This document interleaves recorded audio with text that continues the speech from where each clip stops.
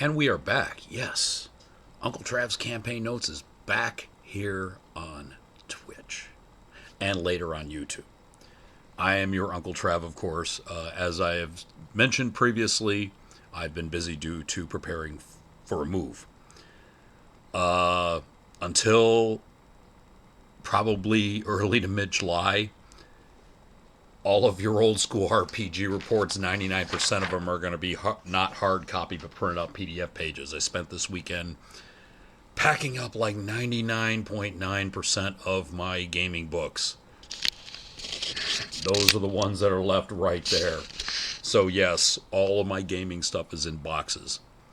I did it all day yesterday. My bookshelves are empty. I've just got the exact books that I use in the games that I'm running. Everything else is on PDF. So, warning you now, you're going to see a lot more paper than bound paper with covers. So, of course, glad to be back. Personal life, me and the radio wife, Furball, in the chat room when you see her, we're house hunting. So, we did a house review, and it's a lot less involved than I thought. I figured there's going to be a lot more scrutiny and procedure. No. So, as I said, it will be late June when I am finally out of here, this apartment I've been in for 21 years, which I dub Command Central. So, tonight's topic is modernizing fantasy classes. All the classes that you know from like D&D and all that. What would be the modern equivalents and how to go about making them that way? Because there are some you're going to need to tweak a little and do some work either through some type of rule, possibly third party, or that wonderful thing we call GM fiat. Like, no, it's because I said so. And then you got to do the work. Of course, as you know, anything I do talk about tonight as far as a publication or publisher, I am not reimbursed by them in any way. They're not endorsements. It's just the stuff I like to use. Also, no affiliation with TriTac Games, even though I do talk about their games a lot. It's because I love the company, I love the work. I miss Richard Tahoka dearly. His widow, Melody, is running that company just fine. And I'm on good terms with her. And just, so yeah, no affiliation with TriTac Games. I need to put that out there. So, modernizing fantasy classes. Of course, we have this wonderful segment I do called the Old School RPG Report. As I said, it's a carryover from my show, the Travcast on DementiaRadio.org. It's where I take a role-playing book and I talk about it. Now, the ones I use, they pertain to whatever topic I'm doing. Of course, I have two. Now, the first one is the previous paper that I showed. It is called Modern Adventures, and it's by Panic Productions. Now, Panic Productions, and you're noticing here, if you take a look at the cover, like right there, that's that old school first edition Dungeon Master's Guide from D&D. That's not like a totally owned image, so it can be used. I guess it's public domain in the fact. Or Dr. Nick Palmer, who I met in 2012. He was on Gaming on the Frontier podcast. And he also, I got to sit with him along with my friend Peter Bryant, Blix, when he was on the podcast with us, at the 2012 Ennies at Gen Con. Now, the Ennies, they're kind of like tabletop role-playing's award show. You get Best Sourcebook, Best Writer, Best Artist, Best Cartography. It's our award ceremony for that industry. And so I had, funny story, I had Nick Palmer was here, Blix was here. We are at, it wasn't the Crown Plaza, but it was a nice hall. And I'm seeing not only people I know on Facebook, like Michelle Lyons McFarland, but I'm looking, I'm going, holy shit, that's Wolfgang Barr. That's the guy who worked on this, and that game. His stuff is on my shelves and in my computer. Holy shit. Yeah. There, and Nick's over here, he's going to fanboy. Blix is like, you better not fanboy. I'm going to fanboy. I'll squeal like a 6-year-old girl. I don't give a fuck. And I managed to, I may or may not have bit a hole in my tongue that night just because, in my mind, I'm going, oh my God! But Dr. Nick Palmer, he made this It's one of the spiritual successors to D20 Modern, the other being Everyday Heroes by Evil Genius Games. And so, what Nick and his people did with this is give you archetypes to modernize the classes. Now, there are just some of the classes they worked great. I'm going to use his work as part of my discussion later on in the next, hopefully, 2 hours, because I've been kind of cutting episodes short. It's like, oh, I've run out of stuff to talk about. Yes, I know that's rare. Don't none of you start. Just we're not going there tonight. So you have things like, and we will bring up the PDF because I have it here. He'll do stuff like, okay, is magic hidden or is it normal? Is the history normal or is there like a secret history to the world? Do you have just humans or are the other fantasy races hidden in little enclaves around the world? Like, oh yeah, elves are around, but they use magic to... the gnomes of Switzerland end up being real. JFGI, just fucking Google it about the gnomes of Switzerland. And so, the main thing I'm using... And of course, they've come up with modern classes to kind of... was it the Charmer, the Entertainer, the Gadgeteer, the Investigator, the Scholar, and the Stranger. And then they do NPC classes... The Celebrity, the Commoner, the Expert, and the Warrior. Now, the Celebrity is sort of like the NPC version, the Entertainer. The Entertainer is basically a spellless bard. The Charmer is more like, your spy or your pitch guy. Gadgeteer. Investigator, more like your PI. It could be like the Investigator from the book with the hybrid classes, and I'm blanking on it. It's got a green cover Paizo. I want to say Advanced Class Guide. The Scholar is just your straight-up cerebral scientist, and then the Stranger is often like a homeless person. That particular class will come into play later. But yeah, Dr. Nick Palmer and friend. Let's get the real names on who did this here. Oh wow, they're not even saying. Just wait a minute. M. Andrew Payne, contributors Jason Bean, Andrew Briggs, Nick Palmer, and Antoinette Rings. M. Andrew Payne, the primary author, did the graphic design and the illustrations. The art is not bad. The art is not bad at all. Playtester Jason Bean, Andrew Briggs, Philip Corbett, Nick Palmer, and Antoinette Rings. The editor is Grafton Swickard. So yeah,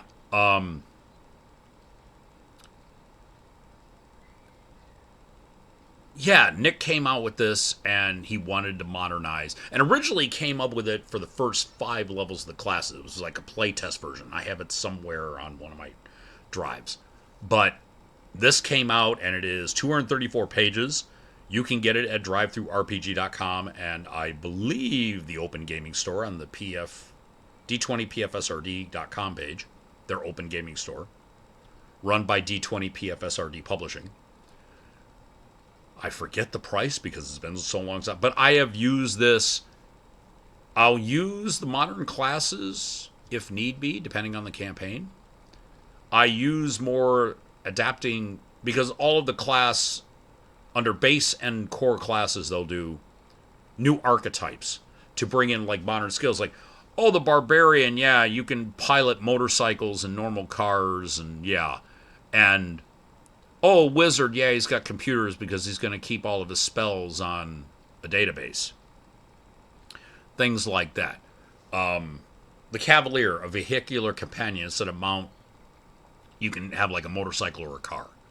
So, they've done things like that throughout this book. And of course, they have new ways of doing currency. They will actually do dollars. I prefer the D20. As I said, these are not written in stone. First of all, it may be really hard to put it in the PDF. But yeah, they have new feats, updated skills, like knowledge nobility in the modern day would be knowledge pop culture.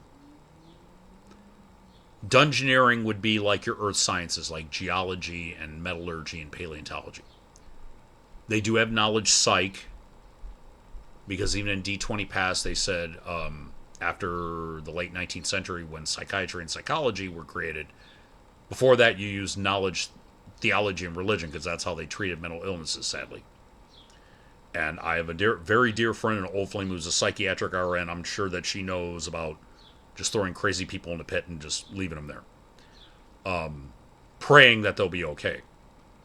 So yeah, they do this. Modern Adventures does update the Pathfinder OGL skills beautifully. They give you modern equivalents. They also add things like physical sciences, like your chemistry, your physics, those hard sciences, which I totally suck at. I do. Trav has science people. We already know this. As if you know me, you know that's like biology, chemistry, all that stuff. Life sciences, hard sciences. I'm more of a social scientist. I'm more of an armchair social scientist. Sprite and Sveta Blue Raspberry Vodka, folks. This is after having a can of, basically it's the lager version of Guinness called Harp. Wonderful beer. Just, it's a beautiful beer. I had one last night. The roommate, he's still here, bought a 4-pack of Harp and a 4-pack of Smithwick's, and they are both wonderful. As I said, if I drink, it's to physically self-medicate. I lift bundles of wood all day, and I'm 55. Anyways, let's see what else. They give you vehicles. They give you new weapons and armor. The future tech and gizmos, it's kind of, okay, their version of updating tech. This came out before the technology guide for Pathfinder. And then they have 2 campaign worlds. The 5th realm, which is the 9 realms of, North Legend. And then Silicon Gothic, where it's cyberpunk and computers and all that. So that is Modern Adventures. Now, the other one, now I have talked about the Trinity Universe D20 books before. I believe it was in the superhero episodes I've done. Adventure. This is their pulp version. Now, still, this is considered modernizing fantasy classes because it's early 20th century. Now, the people who drew this, and they put their credits in the back. I learned that the last time. Oh, gosh. Just all sorts of people. Yeah, it is it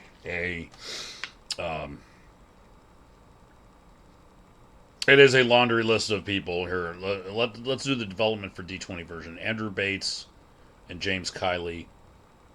Ellen P. Kiley is the editor. Richard Thomas, art director. No, not John Boy from the Waltons. Although it could be. I don't know. Richard Thomas may have gotten into tabletop role-playing design. We don't know this. And cover art for the Mark Chiarello did the Max Mercer cover. And yes, that is Max Mercer from the Trinity game. So, now what the Trinity Universe does here... I got okay, it is there. What the Trinity Universe does, they have made non-magical equivalents, because in the Trinity Universe at the most they have psi, but that is a template you add. Or the superpowers, those are templates. They have classes in here which work for the fighter, the rogue, and the bard, I believe. The fighter they call the warrior, the rogue they call the scoundrel, the bard they call the entertainer. Then they have other classes based on the setting. So that's how they do it. Now, you can either substitute new modernized classes to replace the old ones like they did in the Trinity Universe, or you can use archetypes like in Modern Adventures. So those are 2 of your options. Now, when you are modernizing fantasy classes, you have to remember D&D 78. We are approaching like 45 years on, or no, we're approaching 50 years on tabletop role-playing. And it's become mainstream. As I said, you've had Robin Williams, Vin Diesel, Will Wheaton, Judi Dench.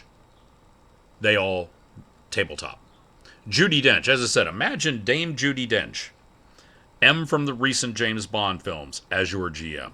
No pressure, especially since she GMs her grandchildren. It's become mainstream. D&D is not this horrible thing anymore. The Jack Chick tracks don't work no more. Okay, Jack Chick tracks. These were comic strips drawn to show that D&D was demonic. And then, of course, you have the Dead Alewives skit magic missile, I shoot the darkness, that whole thing. That was a spoof on the old Jack Chick tracks. D&D is not villainized anymore. You don't have, and again, down the street over there was a comic book store owned by the now late, great Gary Reed, the guy who used to publish the Crow comic, Caliber Comics. He's down there, and his store manager, Chester Jacques, this woman comes in with the Turtles main book from Palladium, waving in his face and just screaming demonology. No, hi, I'd like to return to demonology, demonology, and just, yeah, and he explained, no, you play heroes who are mutant animals. That's still demonology, and just, we don't have that anymore. D&D, at the most, it's a curiosity. Oh, you play D&D, okay, with the little dice and everything? Yeah, okay, all right, fine. It's not villainized like it was. So, it's become much more accepted, and I will bring in examples of current Hollywood stars and notable people who role play and how they've modernized classes later on. But the first thing you need to decide, are you going to use the magical classes or not? Now, out of the 11 base, that would be Bard, Cleric, Sorcerer, Wizard, Druid, and the Paladin. Now, if you strip them of their magical abilities, you could use them, but then again, they're like the Bard, okay, you might as well just use the Entertainer class from the Trinity universe. Cleric, you could do a class that does all information. You could just have your characters play the expert class and just give them the ranks in perform oratory, knowledge religion, knowledge psychology, knowledge, well, theology would be religion, but you just load them up on the skills that a modern day person, and we will use person of the cloth because there are ministers who are not male. Matter of fact, there's a Methodist church down around the corner down the street, Merriman Avenue, and this was her name. I remember on the marquee, Jill Beedledee, Beedle-DEE. That is how she was introduced there on the sign. I'm like, Jill Beedledee. That's how. Sounds like she runs a Sunday school, and I'm sure, she got transferred after a while. They brought someone else in, but I'm like, so there are women of the cloth as well, and I'm sure that there are to acknowledge non-binary folks of the cloth. We will put it that way. Even though I'm age 55 in Gen X, I do my best to be inclusive as possible. This old dog can learn new tricks. So you have these people of the cloth, and if you're not going to have magic in your setting, they're just going to be exceedingly skilled in the social sciences and in religion, theology, and basically be theological scholars. They're not going to be combative. You're not going to have the clerics that most clerics were in the fantasy settings. It's like, I fight for my god. I take a blunt instrument, I wear armor, and I cast spells to save my people. But yes, I'm a theological scholar, but I also am a warrior for my god. I will proselytize and convert you one way or the other. Either I will talk to you and be nice, or I will kill the villains, the group that is assaulting you. And oh, wait a minute, you saved us? Your god must be cool. Yeah, we'll join. Now, if you're like an evil god, no, they will just bash your skull, and it's like, follow our god or die. Okay, I have a choice here. Of course, I won't get into Catholicism and Christianity, how they converted a lot of people. We're not going to go there. I don't need y'all blowing up my chat room. I don't need y'all blowing up the YouTube later. You shouldn't be talking about Christianity like that. I'm a recovering Catholic. We'll leave it at that. Anyways, magic in your setting. Now, sorcerer. I'm sorry, a sorcerer is nothing more than a mutant. Like the Oracle class in Advanced Player's Guide? Yes. Now, an Oracle, the god decides to just grant you the powers. You do not need to pray. A sorcerer, it is through to a variance in your genetics. Sorcerers are mutants. They are born with a gift to facilitate and use arcane magic as opposed to doing years of study like a wizard. Now, unless you're doing some type of random superpower in there, then you could use the sorcerer and just say, yeah, these are his powers. And if you do it thematically, use a bloodline, you should be fine. Wizards, yeah, if you take away their spells, they're bookworms. You could use any other scientist class and cover that. Druids, yeah, without their spells, they're just really good at nature, and you can do them as, you know, and I've got a metric butt ton of pagan friends. I've had pagan partners over the years, and just, yeah, they're in their backyard or out of forest at night doing sky-clad rituals. Just no spells, though. They have exceedingly amounts of information on history and nature and maybe physical science. Because remember, the Druids back in the Stonehenge was supposed to be like, take out the magical aspect. It was supposed to be like kind of an observatory, and it was aligned with the stars and all this, supposedly, all these various henges around the British Isles and elsewhere. So just because, oh, well, they don't have computers and this and that, don't think that the pagans back in the day were not scientifically gifted.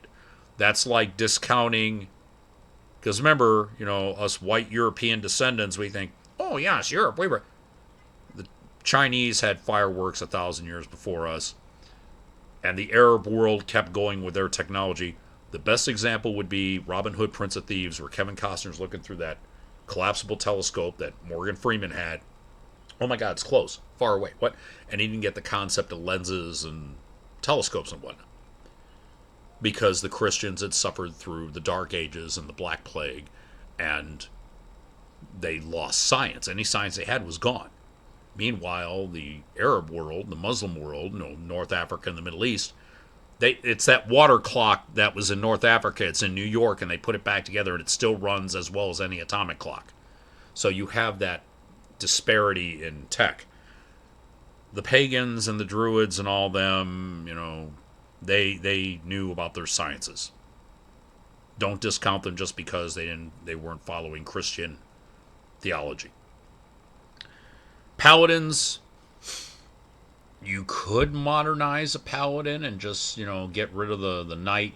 The best example of a paladin would be Galahad from Arthurian legend. He was, or what was it that one of my old gamers say? Hieronius, the god in the Greyhawk setting, who was like the god of light and valor. And one of my old gamers and a former co-host and spin-off host of mine, Steve Day, Sven of the Lemmings, that kicking ass in the name of the Lord, fighting as a warrior of Hieronius in heavy armor. Yeah. So yeah, a paladin could be like a modern day Vatican warrior. You'd have to get rid of the armor proficiencies and swords and, give him firearms and everything. You'd still have to take away, if you don't have magic in the setting, he'd just be a particularly themed fighter. But he could call himself a modern day paladin. See, this is the big thing. When you do the modernizing fantasy class, I got my handy dandy note cards here. The first thing you got to determine is, in the game you're playing, doing this, is magic going to be in the setting? Because if not, that's going to nerf a lot of your class choices. That's why in the Trinity Universe games they make Nuke for Adventure, Aberrant, and Trinity. They've made other classes to fill the holes that, okay, we don't have wizards, we don't have sorcerers, we don't have rangers, we don't have paladins. Here's other things you can choose based on either pulp, modern day, or the 22nd century with high tech and sci. So that's your decision. That is what you want to run. Now, if you want to do, magic, everybody knows magic, and that's going to be a very different world than, like, say, Bureau 13, where, yeah, there's magic, problem is it's hidden. And the Bureau and the other agencies and groups around the world do their best to hide magic and supernatural from the public, because cue the line from Tommy Lee Jones from Men in Black. By the way, just found out Will Smith during Coachella came out during someone else's set and did Men in Black. The original, based on Forget Me Nots by Patrice. I'm like, okay, this is more of the ad men and agents telling stars who have fucked up in the past couple of years to go back and do the shit that people like Tim Allen, like Will Smith now after the infamous slap. yeah, it's yeah. Go back and do that stuff from the '90s. People love that, And you got the guy with the cigar. Okay, this is what you need to do, Will. You need to get back in the black suit. Get yourself all buffed up. Get back in the black suit. Do that Men in Black dance thing. We'll put aliens on the screen behind you. It'll be great. It's like Tim Allen. They're wanting him to do. Yeah, you and Richard Kahn, that owl guy in the flannel. Yeah, do some, home DIY thing on HDTV. People will love it because they love that Tool Man stuff. Even though we all know Tim Allen has pretty much fallen from grace. So, yeah. And a bard would probably be a modern day entertainer, like the entertainer class in the Trinity Universe games, or the entertainer class that Nick Palmer made in Modern Adventures. You have no spell-casting capability, but you can get you have pull. I technically would probably be considered a modern day bard because I do this. The medium is different, but I have oratory. I'd like to think I'm Michigan's longest running internet radio DJ doing a comedy show with comedy music. I think I have ranks and perform stand up by now, along with oratory. I would be a bard with a little bit of, I'd have improved unarmed strike because I have taken Kung Fu. Granted, it was a while back. But I'm sure muscle memory would kick in if I had to defend myself. So yeah, you just magic or no in your that's up to you. Now, we're going to give examples on, as I said, the 11 base classes.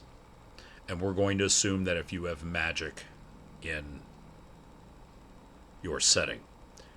I have most of the other classes from Pathfinder. Now, whatever system you're using, some don't do classes, that's fine, or just switch over to whatever system. Palladium, Savage Worlds, what have you. Now, the Barbarian? Okay, now the Barbarian, and I will be getting help from Dr. Palmer and friends. Now, the Barbarian, yeah, you have people in this world today who use adrenaline-fueled rages to get their point across through violence. We have certain types of criminals or miscreants. We have people like, well, just the whole gladiatorial thing. Everything from wrestlers to MMA fighters to pit fighters to, yeah. Barbarians would work. Now, obviously, if you have weak magic in the world, there's certain things you can't do as a barbarian. If it is a supernatural effect, you have to cut it out. But, yeah, like,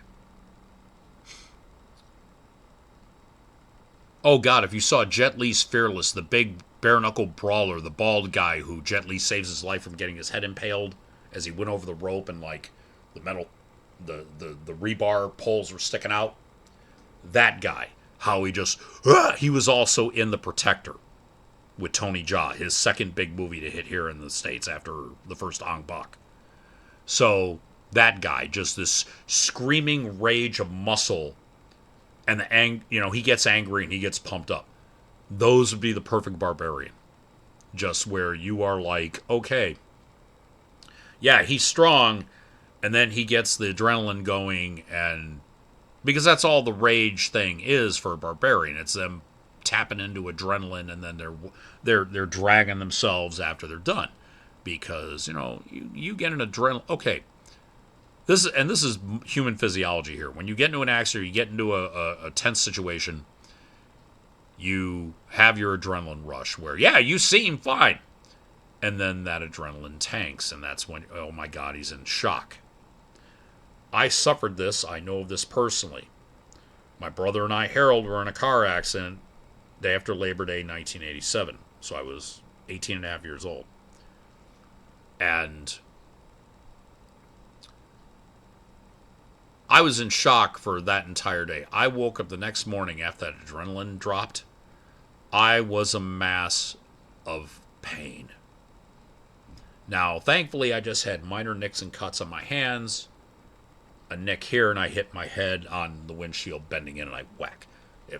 I promote seatbelt use always. Just, we're going to put that out there. If I had my seatbelt on, I wouldn't be here today. I woke up the next morning after that because my adrenaline pumped up like, oh my God, I'm in this situation where I could have died. And physiologically, my body just kicked in. The adrenaline just started pumping. I woke up the next morning back at my mom's old house in Wayne, Michigan. And my stepdad said, he came in and looked at me because, he was like, okay, I'm glad you're safe. You're in a lot of pain right now. I'm like, yes, get some ibuprofen. I woke up and it was just a matter of, ow. Yeah. So that's why you have the fatigued condition after your barbarian rages for your OGL characters, D&D Pathfinder 1E.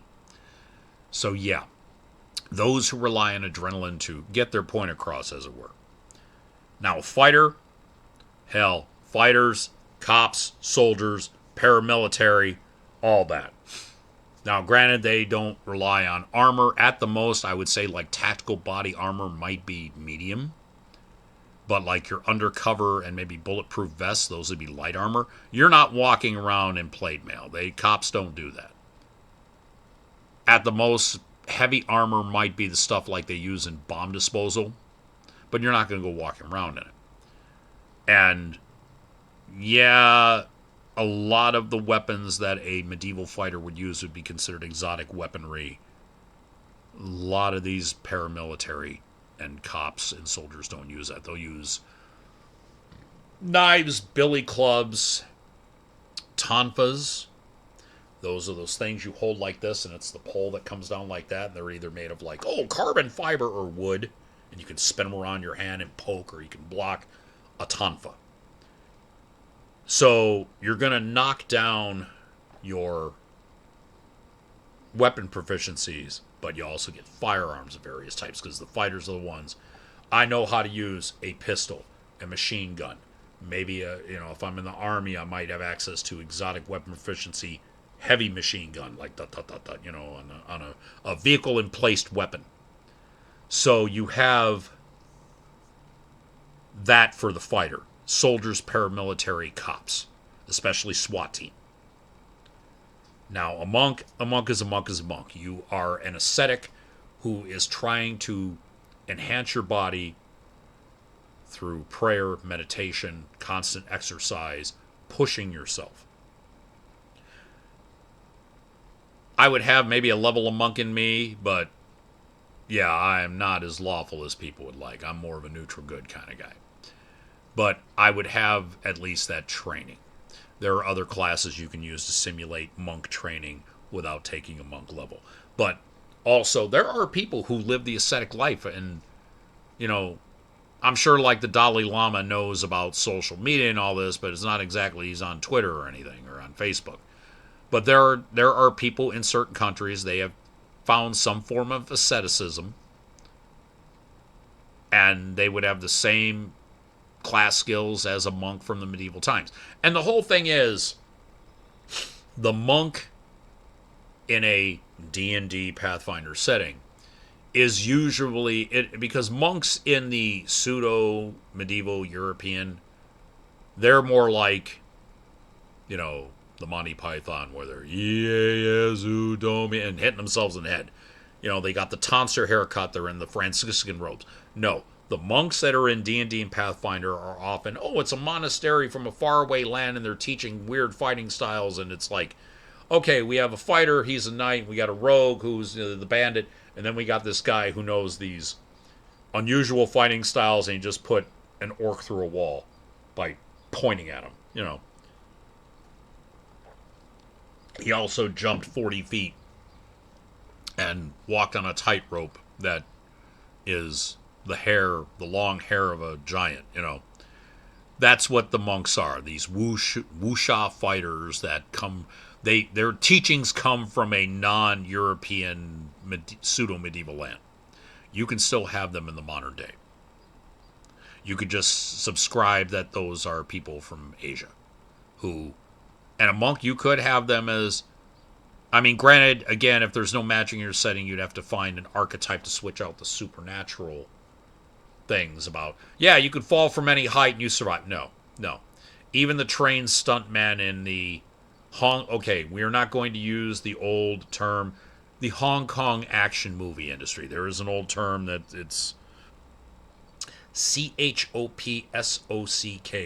You all know the term if you were Gen X or older. It is the Hong Kong action film industry. These guys, yeah, they're trained, but if they fall 100 feet, they're still going to die. Just, yeah, you can't give them monk abilities. You'd have to somehow nerf it or change it or use an archetype. Rogues? Well, in the Trinity universe, they have a thing called the Scoundrel, which gives you most of the rogue stuff, except trap finding, I notice. That is the one thing, and I think they took out trap finding because trap finding was made to do magical traps. Like, oh yeah, you step on the plate and you get shocked for 8d6 electrical.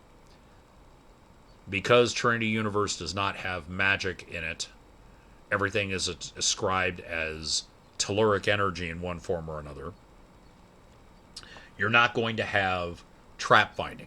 There are other ways to add trap finding to the Scoundrel class.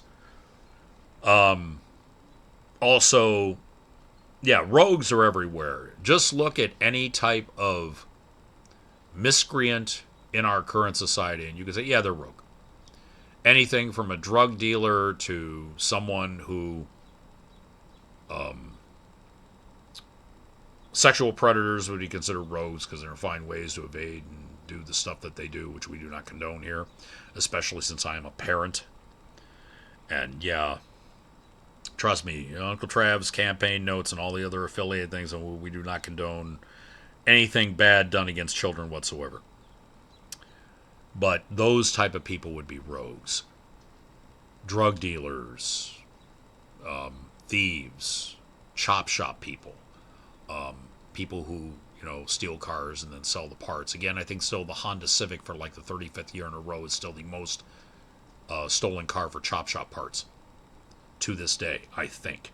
Don't hold me to this, but it was for like 25 years, the Honda Civic. And I have friends who have Honda Civics. I'm like, you do realize that your car has a very much higher chance of becoming parts.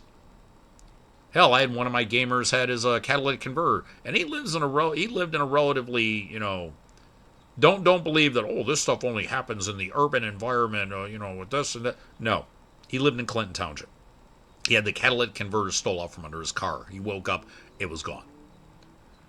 It's because I believe he had a Honda. So yeah, you got that rogues are everywhere.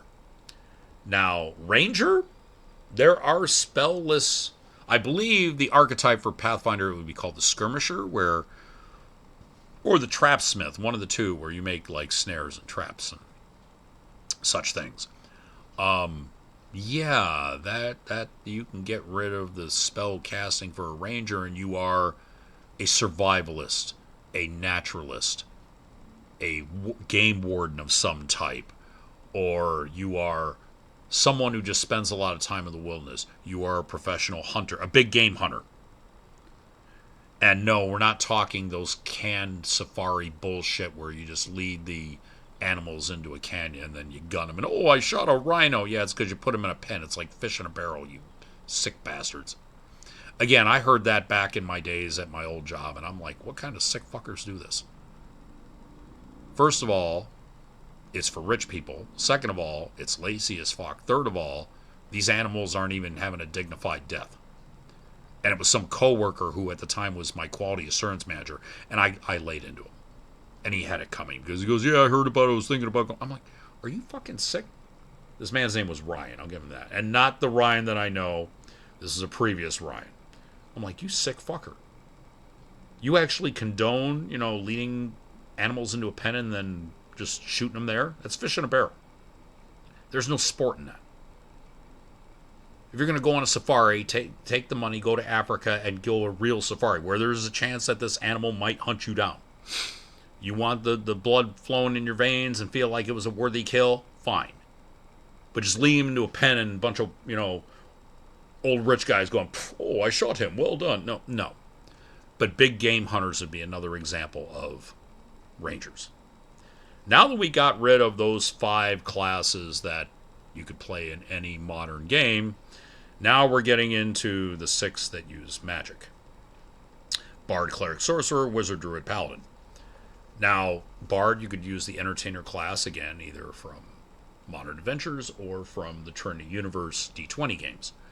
They have all the bard abilities without the spell components. Or if you use the modern template here, the modern archetype from Modern Adventures, they allow the bard spells, but they give you, let's see, for a bard, they do add knowledge pop culture, which would be nobility, and pilot, which here they do pilot. You could do fly and drive, add that to their, and let's see, simple weapons, handguns, and light armor are their, well, I think it's simple weapons, the bard weapon proficiencies, and light armor anyways. They're just adding handguns, which, like revolvers and pistols. But yeah, bards, if you don't want try to find some type of entertainer class which gives you all the schmoozing and getting in the back door. Like, yeah, hey, I'm so and so, and yeah, I have a friend back there. He's performing tonight. Oh, come on, it's me. Here, I'll give you an autograph. Okay, you can go in. Yeah.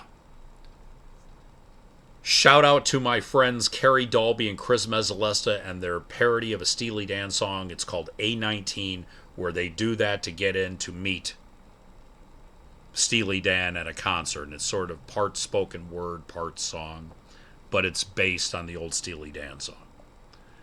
That type of entertainer. Boy, don't you know the current pop star Pixeline? With her new song, I Kissed a Squirrel and I Liked It? Yeah. Chris, I hope I did your voice justice. Just because I don't want Chris coming back. What the hell was that, Trav? It's like, I get paid to do voiceover stuff, and you murdered that bit where I did with Carrie. Well, I love you both. Just like to think I'm do relatively well with voices is just Chris gets paid for it. Voiceatile.com, by the way. Voiceatile.com. That is his site for Chris Mezzalesta's voiceover work. I will plug the site because I love him dearly. I haven't seen him in, almost 10 years. Con on the Cob, Akron. Yeah. One of the true legends of the voiceover industry. If you hire this man, you will get fantastic work from him. And he's genuinely a good soul. So, bard. Chris would be a bard because he'd have perform oratory, stand-up. He's got, let's see, woodwind, stringed, percussion, keyboard. Yeah, he's pretty much got all the perform skills, yeah. Also just generally a very sweet friend of mine. Cleric, yeah. Here in Modern Adventures, yeah, they say, well, it's add knowledge local and pilot cars and pickups. Modern clerics are proficient only with simple weapons, shields, and the favored weapon of their deity, if any. And then they bring in about monotheism. Because let's face it, if you're in a modern game, you're going to be doing, well, if you are of the modern, the Abrahamic religions. All three of them do have God. It's just you have Islam, has Muhammad, who they revere. Certain sects of Christianity, the Virgin Mary is also revered. But they took monotheism, and as I ask a dozen people how they define God, you'll get at least 14 answers. Oh, kind of like the recipe for coleslaw and shawarma seasoning. Yeah. But they talk about how to do resolving the issues of modern religion and modern campaign. Yeah. Like monotheistic priests may choose any of the two following domains: air, animal, chaos, community, glory, good, healing, knowledge, law, liberation, plant, protection, or repose. Excuse me. I've had allergy problems over the past couple weeks. My voice is just bad. I had to cancel a Sunday game. If you know, you know. If I have to cancel a game due to my voice, that means I was that bad. There's still a little bit of vestige of the hut and a hut there, yeah. So, yeah, clerics you can do. It's just, if you don't have magic, they're just going to be exceedingly social science skilled people with high ranks in knowledge, religion, sense motive, knowledge local, high charisma, high wisdom. Now, a druid, they're saying here, yeah, completely unchanged in the modern world. They're going to, if they've lived a druidic life all their lives, they're going to be just praying to the pagan gods and Brige the goddess, who you Christians would know as Saint Bridget, because them Christians, they co-op stuff. Oh yeah, well in this thing, yeah, you still get the river. I mean, God's high up, but Briege will become Saint Bridget now. I have a dear friend of mine. I haven't seen her in a long time. Her name is Carrie Springer. She played a example for tonight. She played a park ranger who she was able to suddenly do druidic magic. And she was like a federal park ranger and kind of a misanthrope and kind of, just stayed in a ranger station, only to deal with people she had. And all of a sudden she's whipping around druidic mana from hell. I mean, Rowan Murphy was a delight to GM. And so that's what Carrie did. Yeah, I'm a neo-pagan and a park ranger, so she didn't take any ranger levels, but the druidic levels with the animal empathy and all that, and knowledge nature, and it worked out wonderfully. And she is the one that the story of I cast Hallow and destroyed 3.5 months of research and work. I mean, basically copying the second Brendan Fraser Mummy movie. I cast Hallow this day as a joke between me and Carrie. I love you, dear. I hope you and Jerry are doing well. I'll give you guys my new address when I move. But yeah, doing a druid, if you have spell casting, yeah, it would be along the lines of most likely a neo-pagan. Kind of like the stuff that would be in Chris A. Field's Otherverse America, where you have the Choicers. The druid class would work wonderfully with them. And because that setting does allow magic and all the other stuff, it just plug and play, babe. Sorcerer. Yeah, let's see. For Sorcerer here, they have the Pyrokinetic, the Spiritualist, and the Telekinetic bloodlines. And the Telepathic. Where, oh yeah, you get all the mind-affecting spells in the Wizard list. Yeah. And the bloodline powers are like Telepathic Insight, Precognitive Awareness, Psychic Reversal, Telepathic Insight. Yeah. So yeah, there are bloodlines that you could pick, and of course, the nanite bloodline if you wanted to go there from the technology guide, where it's like, yes, due to modern technology, you can do all these nanite-based powers, and problem is like, okay, detecting magic via nanites. That's where I'm just like, okay, that's GM fiat, just yeah. So sorcerers, yeah, you could play them in modern day as, okay, no, they have all these powers, they're themed along the bloodline, they're mutants. And it's a psychological crutch that they treat it like magic. Of course, after a while, you buy all the meta magic feats, Silent Still spell and eschew materials. Yeah. It'd take them a while to get their powers, but when they do, it's like, no. Then you have the problem of, muty! Wizards, even if they are spellcasters, you can have them as today's scientists, and they've learned to. Now, the way I describe magic in my metaverse, all the games I run, magic, arcane, divine, whatever you use, you are hacking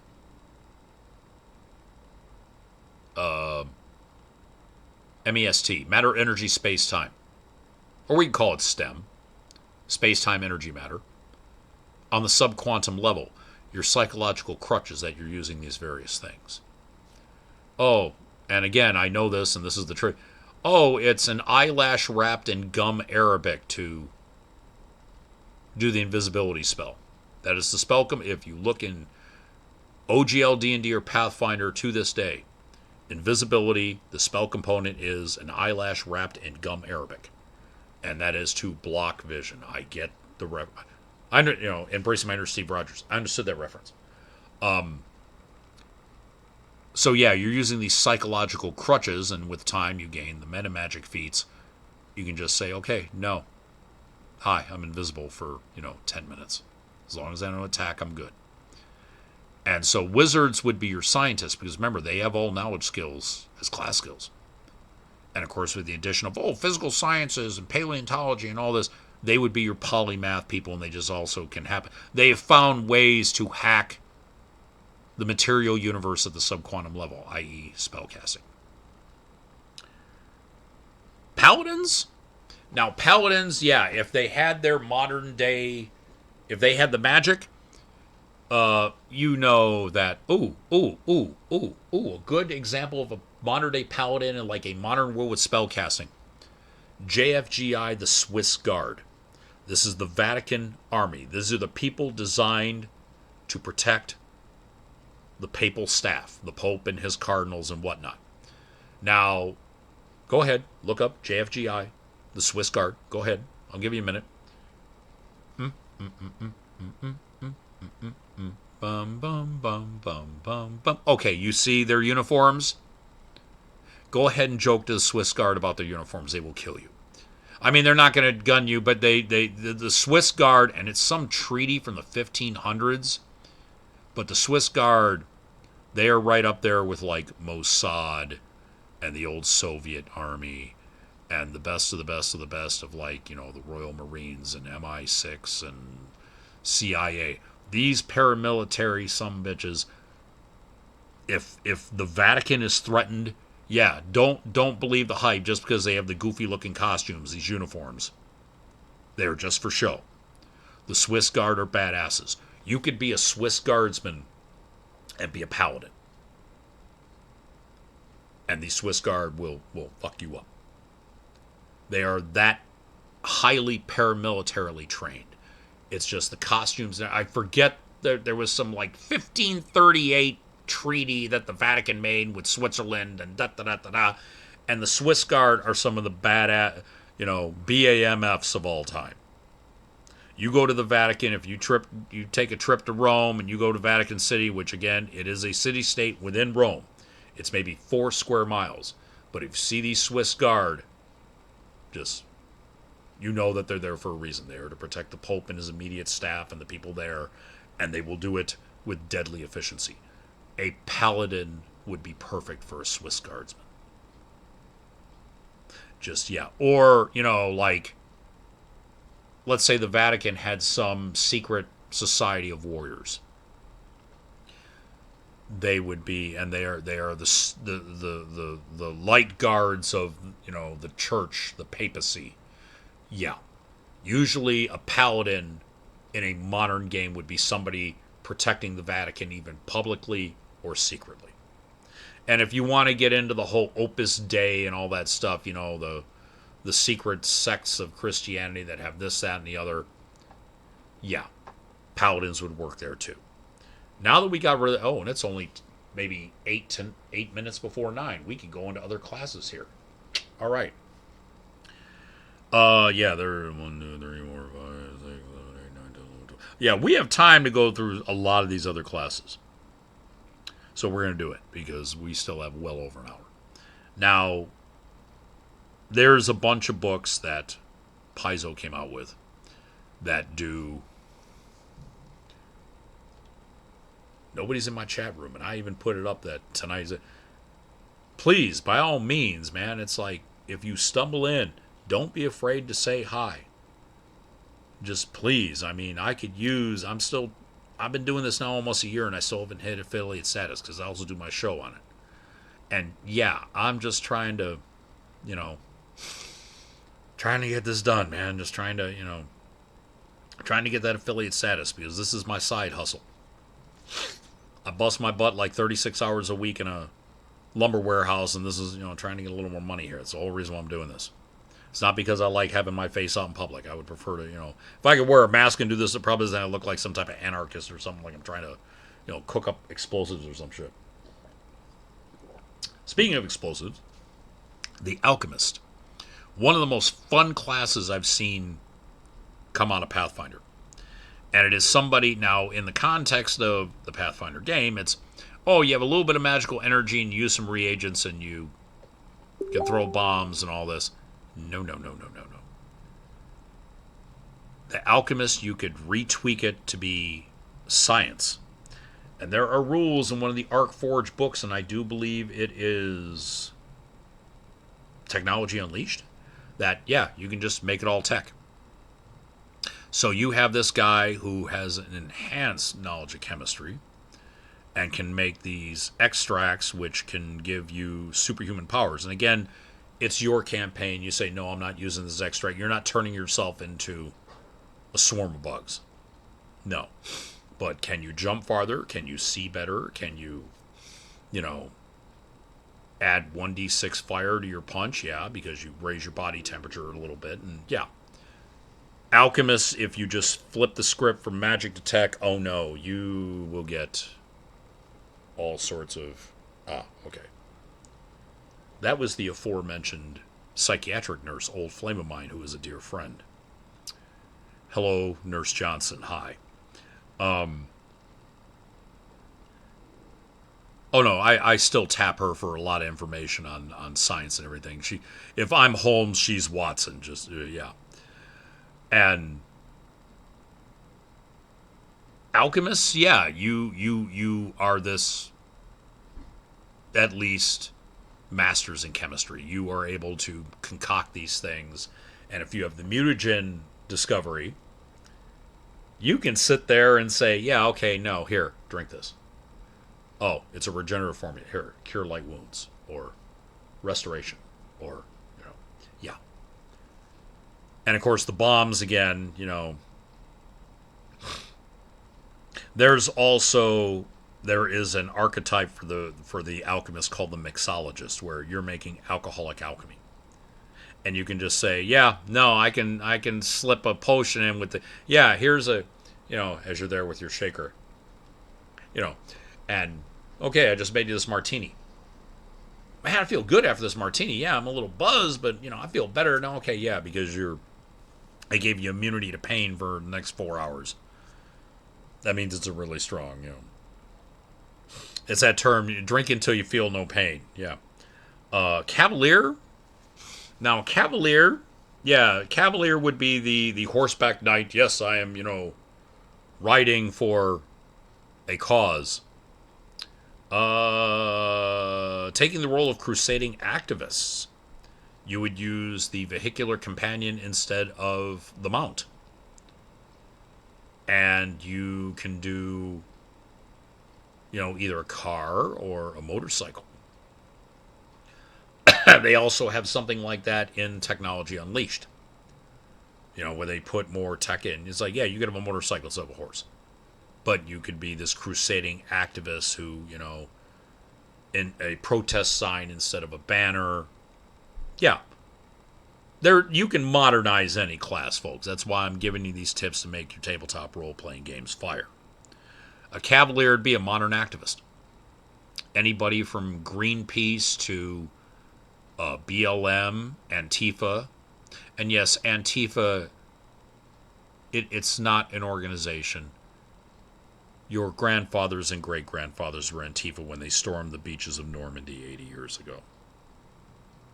Antifa fights the bad guys. Antifas are the ones who fight people that want to restrict women's rights and drive our economy into the ground and get rich on our backs, walking on our backs and stuff. The people who hate all that shit, that's Antifa. Now, if you want to crusade and try to, we're, picketing a company because they're trying to take water from the Great Lakes and use it for bottled water, you know who I'm talking about. That would be a Cavalier. You could also give them a car or a Jeep as their mount. So, yeah. Now, a gunslinger, that could be anybody from an assassin to, you could play a gunslinger as John Wick. Yeah, just... Yeah, I'm thinking I'm back. Yeah. See, that's the thing. I'm still wondering, the John Wick campaign that first suggested, do I do it OGL and just controller, or do I go to Savage Worlds? Still deciding that. I mean, everybody knows OGL, and we can do Pathfinder, and I can just say, okay, you're a rogue, or you're a barbarian, or you are a gunslinger, or you are, a vigilante, or a brawler, or a slayer, or a swashbuckler. Yeah, we could do that and just take out any supernatural elements. I'll throw in archetypes. It's all good. But yeah, gunslinger would be an assassin, a professional shooter, anybody who uses guns to get their point across. Get their point across. You know what I mean when I'm saying this. Now, an Inquisitor, we are back to celebrities playing D&D. Of course, we all know Vin Diesel in roles from voicing the Iron Giant to Dominic Toretto in the Fast and Furious franchise. He has done a movie, God, probably 10, 15 years ago. Now, if you know Vin Diesel, he's got the tattoos of like the drow and all this. Vin Diesel has been role playing not quite as long as I have, but pretty damn long. Him and Judi Dench, when they were doing the Triple X movies, yeah. And apparently Judi Dench already knew how to game. It was the whole thing, oh, Vin Diesel taught her how to game. No, I think she already knew. But Melkor, that agent he was playing, well, I wanted a ranger. I wanted to do like a ranger with, arcane magic and all that. And Melkor would be a Pathfinder Inquisitor. You're fighting for some type of religion. You have spells and mystical powers at your disposal. And as I said, if you see The Last Witch Hunter, it's a good movie. It has Vin Diesel, Michael Caine, and Elijah Wood. It was one of the first films Elijah Wood did after he was done with the whole Lord of the Rings shtick. And Melkor would be in Pathfinder classes. He had to tweak a ranger to play it. No, it's a Pathfinder Inquisitor. You're using guns and spells and magical talents because Melkor basically was like very long lived and he worked for the Vatican. Yeah, that would be a modern day Inquisitor. If let's say you had a group of Inquisitors and you were working for the Vatican, or an Inquisitor would work real well in Bureau 13. That type of religiously charged warrior fighting to protect the deep, dark secrets of his particular sect of Christianity. Or you could have an Islamic Inquisitor. Or you could have maybe for Judaism, maybe something okay, because Jewish people tend to be picked on a lot. Okay, we have this team set up where, yeah, we're going to protect our people. We're getting kind of sick and tired of doing this. And again, groups like the JDL and all this, again, we support Judaism. I'm not keen on what Israel's doing right now. We're just going to put that out there.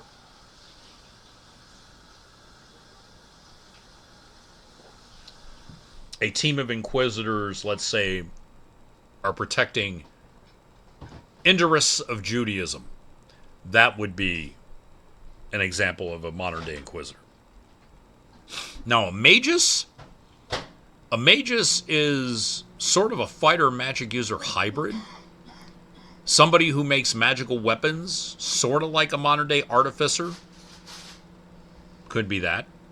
An oracle is just a divine version of a sorcerer. They are granted powers by their god, as opposed to you having to pray and hope you get powers. No, an oracle is granted them because they have been deemed the divine agent of a particular deity. Now, in a modern day thing, you could have somebody like down in Appalachia who, is that hardcore Baptist or Protestant type religion that they're in the backwoods and all of a sudden they're performing miracles. Or, as they say, the one event, miracle. They could be an oracle. And of course, oh yeah, he's lost his sight, but he can heal the blind. And the oracles have to take the mystery and the curse and all that. Or, oh yeah, he's got a bum leg, but he just, made these plants grow. That would be a modern day version of an oracle. A shifter? That would be, yeah, and the shifter, that class I really don't use a lot. It is from Ultimate Wilderness. I think my bestie Lil and her dabbling with Pathfinder played a shifter for a little bit. This is probably like 5-6 years ago after she moved. And it was, I think, she and her husband Rob did Hi Dorkfish. And yes, I've done all the Bill Engvall jokes with her. I even bought her a box of corn dogs back in the day. Yeah. I love Lil dearly, but, what are you, I'm a dorkfish? That type of thing. I get dork butt in return, so, it's... But a shifter, somebody who takes on animalistic features to sort of druidic. So you might go back to the neo-pagan. It's like I'm tapping into the, oh God, what was it they called it in Animal Man, the DC comic, the morphogenic field. The field surrounding it, kind of like the forest where it's Animal Man, Buddy Baker can tap into animal abilities, any animal. Oh, I need strength, I need agility, I need wall crawling, I need flight, I need, excuse me. And so he tapped into this morphogenic field and could copy animals' abilities and take on, like, oh yeah, you're a little furry. Yeah, well, that also means no, I'm not dying in the snowstorm. A shifter, again, you could wipe off the magic print and say it's, a power. And the shifter could be like, a druidic guardian, a pagan guardian. Now, a summoner, yeah, with the Eidolons, I'm sure that you could put a text spin on it or a size spin on it and just, yeah, I manifest these creatures. You know what would be a real good tweak on a summoner? Pokemon. Or Monster Trainer, as they give the generic name. A summoner. And your spell component are the Pokeballs that you use. And, oh, look, I've summoned this, I've summoned that. They're here for a while and they get sucked back into the Pokeball. A Monster Trainer type character would be a real good instance of a summoner. And I do think if you look on the SRD for Pathfinder, they've done a Monster Trainer tweak on the summoner. Of course, there is the Pokemaster class, which I've used to great effect. Professor Pixie and I have used it, and it's worked out fantastically. Again, Pixie, I helped her create the Pokemon world, and she helped integrate the games and the cartoon. And we actually ran this account on the Cobb, and I had people going, "You're continuing the Dirty Red." I love her dearly, Sheila Lytle. You're going, and I mean, she didn't grab me, but it was that mentality. You're going to continue this game tomorrow morning in your room. Well, I don't know. You're going to do. Okay, well, then I had to tell people, okay, we have to continue this adventure from last night in the morning. 10 o'clock, get them all in here, and we will continue the adventure and keep going where we left off. They liked it that much. But yeah, Summoner would be, if you just flip the script a little, you got yourself a Pokemaster, a Monster Trainer. Of course, if you go play Fantasy D20, which it's a redo of the old Guardians of Order BESM classes, they have a Monster Trainer class in there already. So that works out too. Oh, yes. Ultimate Intrigue, the Vigilante. If you wanted to play... Now, in Ultimate Intrigue, okay, I'm gonna break it down for you. Some of you more sexist tabletop role-playing gamers. The first superhero was created by a woman, Baroness Orchi, the Scarlet Pimpernel. That is the world's first superhero. The Vigilante class from Ultimate Intrigue, it's as if you're playing a Scarlet Pimpernel type character. Somebody who disguises themselves well enough where even magic can't tell that you're this other person.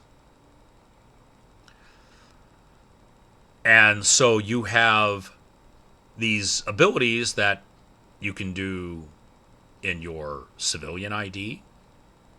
And there's these abilities you do when you were in the Vigilante ID. They are called social and vigilante talents. Ultimate Intrigue, I love me the Vigilante class. I've used it, modernized it. I've done superhero campaigns where they're the Vigilante and they get this and this and this and they can do this now, and yeah. And I've just modernized it. The Vigilante class is probably one of the most fun classes to modernize. And of course, oh God, is it the World Wonders series? They have Vigilantes where you switch out class features and you can do the Flash or Green Arrow / Hawkeye, Superman, Wonder Woman, Batman. Yeah, you can do these. And they go a little far because, yeah, okay, you're this massive and now you're Superman. Yeah. But the Vigilante, yeah, that's the one. And they didn't put it here in Modern Adventures because they hadn't made Ultimate Intrigue yet. But yeah, you can modernize the hell out of that. a lot of the stuff that is in Ultimate Intrigue and all the social and vigilante talents that are on the, even on just on the SRD, you can modernize, and you can sit there and play this mat. The vigilante would be really good for street level or gritty superheroes. You get into more four color and cosmic, you're gonna need other things to help you out. But for gritty or street level, modernizing the vigilante, the chef's kiss. Yes. The witch, where you have a familiar that basically is your spell book, and you have made a pact with some otherworldly entity in order to get you some power. You could have the old crazy woman living in the swamp, or the old crazy person living out in the boondocks or whatever. They could be a witch. And yes, the term is a witch. It is not gender specific. You can have male witches. No, you do not call them warlocks, the witch class. There is no gender specificity. There's no gender limitations. A witch, you could have a modern day witch. As I said, somebody who lives in some backwater part of the country that, cooks up. Now, if I allowed magic in my Macross the Lost Armada game, my gamer Michael Flaga would be playing a witch. Nemaw would be a witch, the old Cajun grandma. But I decided to go more a tech modern route with that, and yeah, still has all the swamp. Has fried chicken and 2 muskrats. What are the name of the muskrats again? Princess, Monster Truck, and Strawberry Milkshake. And so, yeah, the witch can just be that old person that in the backwoods there. And they got the critters and everything, and one of them critters is their spellbook. The Arcanist. Arcanist is sort of a mix between a sorcerer and a wizard. So you get the spell power, you get the wizard spells and everything. I would say the best example of Arcanist would be the True Bloods of Harry Potter.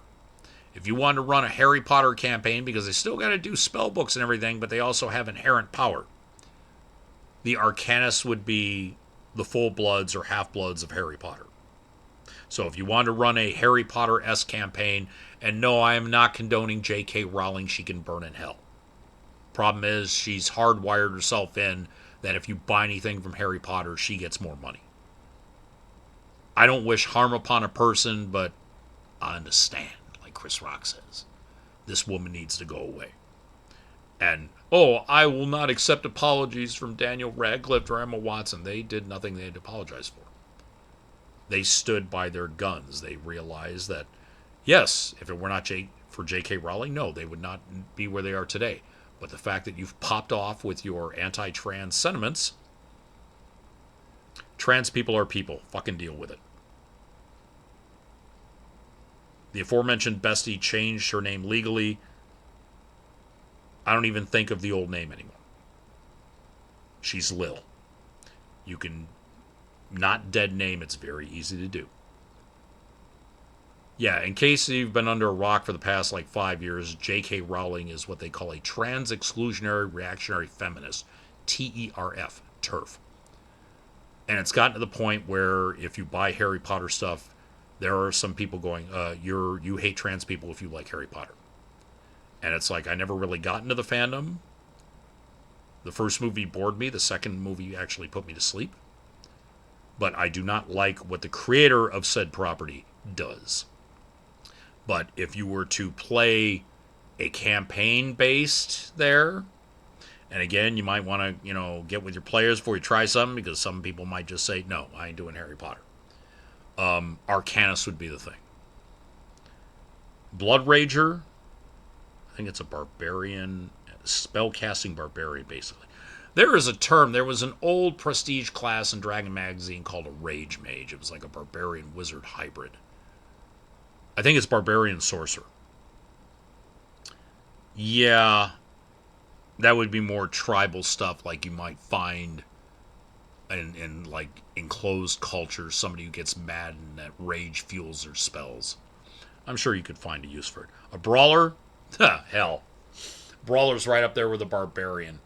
MMA fighters, pro wrestlers, even you could do people who are specifically a SWAT team member would be a brawler would be an excellent example of a brawler. Somebody who can think on the fly and adapt in combat. Oh, I know how to use this weapon at least for a little while. Because they got that thing, brawlers got that thing called martial flexibility. Where for 1 minute or so you can adopt any combat feat and take as if you know the weapon perfectly. Soldiers, paramilitary, again, MMA fighters, that would be, and you don't have to rely on the rage so much. It's that you rely more on your competence and your adaptability. Those type of characters, a brawler would be just perfect. A hunter, I do believe that is ranger druid. So you are a spell casting hunter. Okay, that would be one of those wardens. That could be somebody protecting. They would be like a protector of a pagan or Wiccan group. Yeah, you disturb the coven, you'll never see the arrow coming. The arrow is the last thing you will feel before you die. That type of thing. Investigator. Oh, alchemist. Rogue. There are archetypes which can let you get rid of alchemy, and then you just have investigators. You have detectives. Sherlock Holmes, you give him the empiricist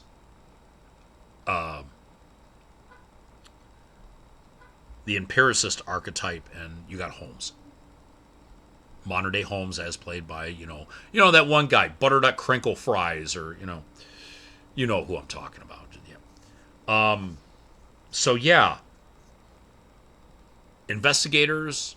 Even if you have the alchemy, again, switch it out for tech. So he's a scientific, which Holmes was an incredible chemist. That was one of the things that was one of his savant abilities. Just, okay, I know chemistry forward and backward. And so, yeah. A shaman? You could have a shaman in modern day. You see, you have cultures all over the world who still, if you love magic and you're saying, it can be anything from African tribesmen to the Yanomami. Yeah, just think of any a Dreamtime, an Aboriginal Dreamtime shaman. I'm not sure if Aboriginal now is an acceptable term for the indigenous people of Australia. That is the term I know. I'm not trying to offend anybody. So just before y'all blow up either my Twitch or my YouTube, I am not familiar if there is an updated term for the indigenous people of Australia. So you have the Skald. It is Skald. That basically is a barbarian bard mix. Oh God, I'm blanking on who the good example from the Last Kingdom was. She was the blonde woman with the eye makeup that got Uhtred all fucked up and out of his head. Not Skida. I don't want to spend the time to look it up. I really don't. But if you saw the Last Kingdom, like second, third season, the blonde woman that just had, where Uhtred was seeing visions of Leofridge and all that, her. Seer, throwing the bones and the runes, and yeah. A Skald is a storyteller. They're the ones that kept the oral history of the Viking clans going. Skald, you could, okay, maybe a band, a hardcore metal band member would be a Skald. Because they get there and they're, Gwar would be good examples of Skalds. There you go, Gwar. Or, like the Scandinavian rock bands, the ones that are out in the forest and they get lost out and, getting their picture taken. You got to have, law enforcement bring them back from the wilderness. Oh, we were on a photo shoot. What are you talking about? We were, shooting our next album cover. Yeah. No, a good modern day example of a Skald would probably be like Gwar. A Slayer. Ooh, perfect example of a modern day Slayer. Ranger Rogue, Yeoman from the Wild Card series. Walter Brennan? Not Walter Brennan. Oh, is she not a gold mine? No. Yeoman from the Wildcard series. Trained in Zen archery, soldier, paramilitary, where you have all these wilderness skills and you know how to fight, you know how to use a bow and arrow. Hawkeye might be a good example. When we're talking the MCU version, Jeremy Renner, Clint Barton. The Slayer class, that'd be another one. Swashbuckler, that's anyone who uses acrobatics and talent and luck and, the stat panache. A modern day swashbuckler.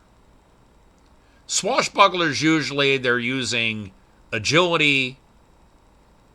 I suppose a swashbuckler could be Captain Jack Sparrow if you were to try to modernize him. And of course, my favorite line out of the entire Pirates of the Caribbean: "You are absolutely the worst pirate I have ever heard of, but you have heard of me." That line slays me every time I see it. A swashbuckler modern day. Could be a modern day pirate like the ones that ride around in black boats and steal shit off ships. Yeah. They might have a gun on them, but also they're good with blades. Like drug dealers who do boat running and all that. That might be the example of a swashbuckler.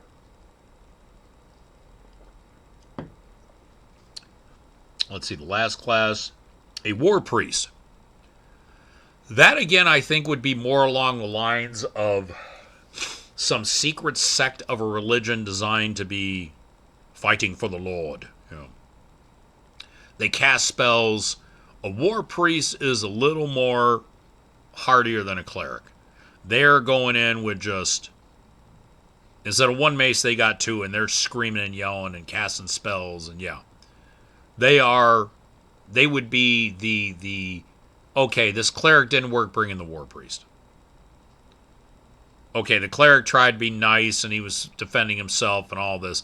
No, the war priest just comes in, and if you are opposed to his religious ideal, he will just lay all y'all out. It's the whole thing, kill everybody, let God sort out the rest, that type of, yeah, that's a war priest. Again, that would be if your campaign has like modern day sects of secret agents that work specifically for the religion. Now, if you have an inquisitor, they're the ones that will go up and talk to the people. Yeah, I was wondering, you saw something weird in your window last night? Yeah, we're with the police. Yeah, okay. The war priest would be the one just coming in and just, we are going to kill it. Okay, the inquisitors are not enough. The war priests would be the ones that, and you can modernize a war priest with like, oh, they get the big guns and they have the, yeah. They would be the SWAT teams for the Inquisitors. Would be the best way to describe it. Just, yeah, it's, yeah, they would be the heavy hitters. In a Bureau 13 setting, they would be the X team for the Inquisitors. The Inquisitors would be kind of like, okay, yes, we have this guy who did work with the Vatican. He's on loan list of the Bureau. And he brought his friend who, no, when the Inquisitor doesn't work, that's when the War Priest comes up. That would be an interesting Gestalt character, Inquisitor and War Priest. That would be an interesting urban fantasy character, not just Bureau, any urban fantasy game, if you want to run via OGL, Pathfinder. That would be an interesting mix. If you take that idea, hit me back up in the comments section when I upload this to YouTube later tonight. Which, hopefully, barring any issues, because it's already 9:23. So there is a possibility I could be wrapping this up soon, because I've gone through all of the classes that I know of. We're going to try something else here. Just give me a bit. As you know, I am now a huge, huge fan of the Spheres of Power rule set from Drop Dead Studios.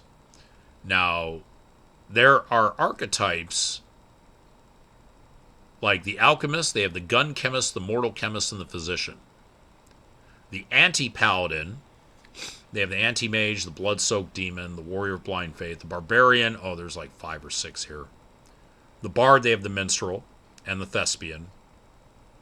The Brawler has the Brutal Pummeler. The Cavalier has a Cavalry Officer and a Blooded Knight.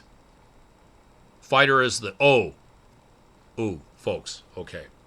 All y'all who are doing Pathfinder and want to modernize, I'm going to give you a little hack here. It works beautifully. You get on spheresofpower.wiki.com. You get the soldier archetype from that, and you can mix it with the martial master, which gives you that martial flexibility from the brawler. Trust me, if you want to play a modern military person, you want to do fighter, you get soldier from Spheres of Might. Again, that's spheresofpower.wiki.com. And the martial master archetype from the PFSRD page. They link. They mesh. Nothing overlaps on other for archetypes. You can use them both. Perfect soldier build for a fighter, for a modern day fighter class.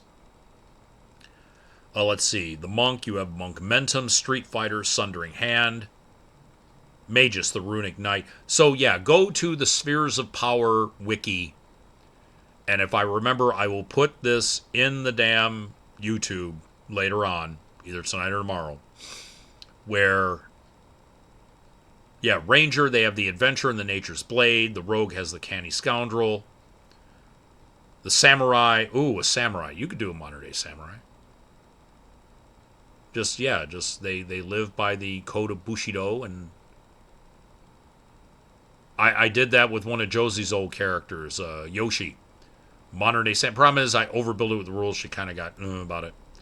The Scald, Scaldic Poet. The Slayer, the Guild Assassin, the Mercenary. The Swashbuckler, the Charming Fencer, and the Dancing Blade. The Vigilante, the Shadow Warrior, and the Symbol of Valor. Yeah. Spheres of Power, because then you get into whole spheres abilities with the combat spheres and the skill spheres. But I do highly recommend the Spheres of Power stuff from Drop Dead Studios. And again, it's spheresofpower.wiki.com. They have another little hack. When you start using the spheres abilities, you go to Psywatch Unlimited Edition from Scorched Earth Studios, and there's a feat. You use it twice. Intelligence 13 minimum. It's called Savant. Mental and physical savant. You get those 2 feats, and you have a N of 13.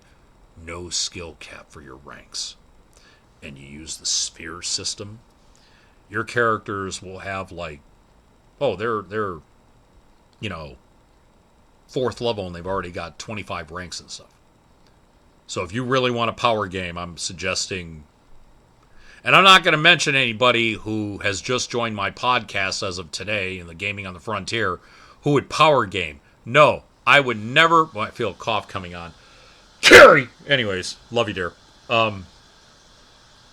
So, yeah. Again, more tips from your Uncle Trav to make your tabletop role-playing games fire. But, yeah, if you want to find modernizing archetypes, yeah, the Spheres of Might and the Spheres of Guile do wonderful. So, yeah, you have this whole thing here. It's the Limp by Snark from the Roommate here we're doing, yeah. There's only a few more times I can say this. Go to your room.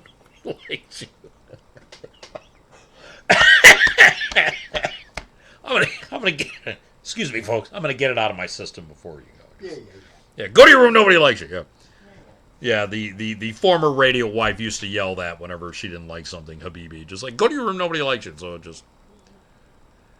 So yeah, modernizing fantasy classes. Now, in 3.0, especially, oh god, the early days of 3.0, there were so many. Now, this Trinity Universe, this was originally made for 3.0, which means these were supposed to replace the fantasy classes in 3.0 D&D. And Furs here, okay. Wow. Hi, dear. But yeah, modernizing fantasy classes in 3.0, oh god, they just went. And I'm not saying they went ham, They just, again, it was everybody and their grandmother got a chance to make a D20 system, a D20 supplement that played off 3.0. Oh God, some of the stuff I saw trying to modernize classes. Just, it's that old Elrond, or what is it, Aslan from Narnia. Don't talk to me like that, witch. I was there when the old magic was written. Yeah, I saw some horrible things. It's that whole Jeff Goldblum Jurassic Park. Just because you could doesn't mean you should. There are just some people that put out stuff. I'm like, no, this is not good. No, no. You're a first timer, I can tell. Well, why don't you go and do it, Trav? It doesn't take a good tabletop gamer to tell a bad one. Just, yeah. So, yeah. Modernizing fantasy classes, it can be done. Even if you don't have access to all the third party stuff that I do, again, the running joke I have with my dear friend Bruce Sheffer, folders upon folders, it takes a little brain work. It's like, okay, how would I equate this class to modern day? And again, your main thing, whether you have magic or not in your setting, is really going to, if you don't have magic in your setting, it will nerf some choices. But if you allow magic in your setting, you could find a way to put all of the Pathfinder classes, all the stuff from in here and all the splat books. All the splat book is an old term from the old day. They did that 3035. Things like occult adventures, ultimate intrigue, ultimate wilderness, ultimate combat, horror adventures, advanced class guide, advanced player's guide, all of those books. If you sit there and go, okay, what would this be like in a modern setting? You'll come up with something. And again, either use third-party stuff to help you out, or just, you're the GM fiat. Just say, okay, there. This is, so has it been spoken, so shall it be done. Or, as one of the coolest Season 1 Mandalorian characters, Quill, would say, I've spoken. There are some people in my life that still need to learn that. Just throwing that out there. And you can type WoW again right over here, dude. So, yeah. It's actually an easy thing to do. You just got to know what the classes are like, and unless you've been under a rock your whole life, look out your window, look in the news, look on TV. Oh, wow, this bard, yeah, he plays music and can sing and all this. Yeah, modern day bard, be a rock star. You can find non-spell casting bard variants to do this. Remember, 3.0, 3.5, D20 Modern, Pathfinder 1st Edition, all the way back to 2nd Edition if you get the right PDFs. It's all intercompatible. And with Starpath from Legendary Games, ArcForge, you can even do Starfinder 1E. You can find something. It's just JFGI look. Or, again, because I have the digital footprint that I do, when I drop this on YouTube later on, which is Trav13369, I'm going to use the term from Gaming on the Frontier. Feedback, feedback, feedback. If you sit there and throw things back at me, I'll be more than glad to exchange with you and give you tips and all this. And yeah, interacting with one's audience helps each other. It helps me become a better content provider, a better game creator, a better GM, and it will help you, which is what I'm trying to do with all this anyways. So,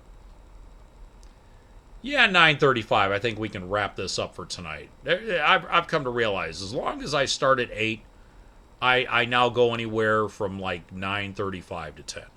So, that is another episode here in the can. So, and of course I missed there. I'll be cleaning that up later.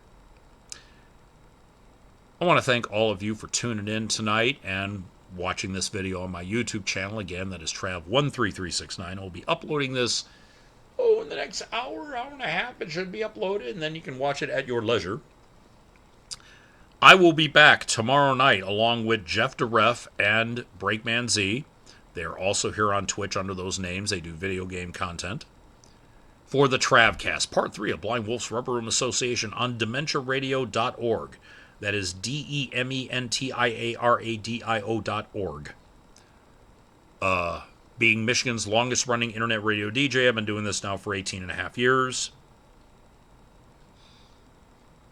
Like I said, I consider myself a modern day bard. Also, I have an announcement. Again, the aforementioned Carrie Moyer is now officially on Gaming on the Frontier, which is at tritechsystems.podbean.com. She auditioned 2 weeks ago, and she's in. Wednesday night, we are redoing a topic, computer role-playing games against tabletop role-playing games. So Carrie is going to be now part of the cast, and so yeah, we get her insight because she plays more video games than I do. So yes, we now have a fourth member to Gaming on the Frontier. tritechsystems.podbean.com. Show, podcast. I will try to keep up here on Uncle Trav's campaign notes, but as you all know, I am in the middle of moving. So, if I'm not back here next Monday, don't worry about it. I mean, as I said, I am in the middle of a move. I'm doing the house hunting and the packing, and y'all don't want to see the boxes under this table. Like, as I said, I already showed you my role-playing stuff that's still out. All my other role-playing stuff, all my books are packed away. I will be buying new bookshelves when I whatever place I... There's a bookshelf over there that the back end came off of it, and just right now my printer's sitting on top of it. So, yeah, you will be getting a lot more of this for the next few months than this, because I will have to print out PDF pages because, oh, that book, oh crap, I already packed it away. So yes. I will see you all tomorrow night for the Travcast. And you can view that on both mine, here, on this Twitch channel, and on Breakman Z's channel. We're working to get Jeff on, so it just depends who you want to look at. And we're also trying to do it where it's going to be a 3-screen thing on one channel, and then I'll set it up and we do it that way. So, improvements are coming to the Travcast, and also, like mid-June to maybe early July, Jeff will be taking over the show for like 3-4 weeks while I am in the transition of moving.